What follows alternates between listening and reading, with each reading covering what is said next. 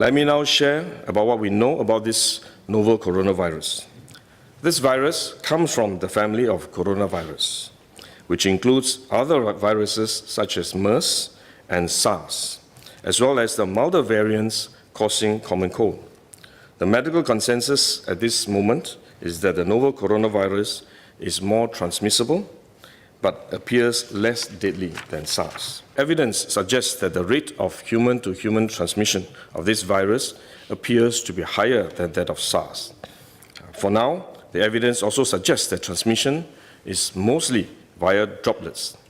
What this means is that the virus is carried within droplets emitted from an infected person over a short distance, such as when a person coughs or sneezes.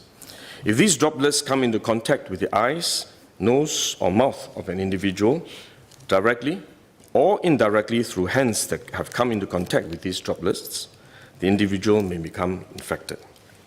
To clarify, there is no evidence currently to suggest that the virus is airborne. There are other viruses, such as the chickenpox, which can easily be transported via air currents and do not require droplets to contact the eyes or nose. The novel coronavirus is not in this category of viruses. The novel coronavirus could also transmit through surface contact. Let me explain. When a person sneezes or coughs, the droplets fall onto the surfaces of tables and chairs, and the virus may remain alive for up to a few days. When someone else touches the surfaces of these tables and chairs, the virus can be transferred to his hands, and if he then rubs his eyes or nose without washing his hands, he may become infected. So we should wash our hands. This is also why we only quarantine the close contacts of confirmed cases. For more transient contacts, such as individuals that the confirmed cases may have walked past in malls or hotels, the risk of transmission is low. For coronavirus generally, the person is most infectious when he is displaying symptoms, or what you call symptomatic. And this is likely to be the case for the novel coronavirus as well. There is evidence of limited spread from a person without symptoms during the incubation period. However, this form of transmission may be uncommon and has so far involved isolated cases only. At this point, the evidence still points towards higher transmissibility when the person is displaying symptoms. As such, medical professionals, both overseas and in Singapore, have advised that the most effective way that we can protect ourselves is to practice good personal hygiene. We should regularly wash our hands with soap and water and avoid touching our face with our hands.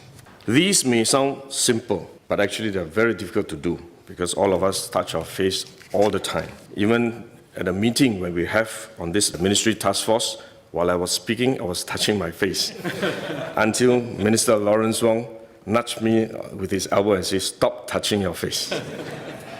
So it is simple but extremely difficult, but are actually very effective in preventing all kinds of infection.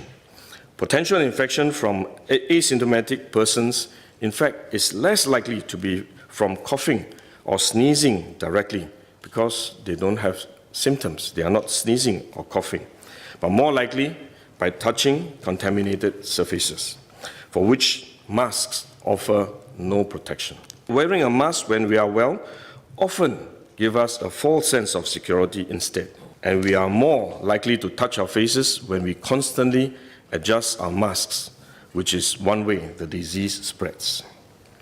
At the same time, we need to protect others, our loved ones, friends, colleagues, and fellow Singaporeans that we come into contact with. If we are sick, we should rest and recover at home as far as possible. If we do need to go out to see a doctor, for example, we should wear a surgical mask to protect others. So this is when mask is needed, when we are unwell and have to go out.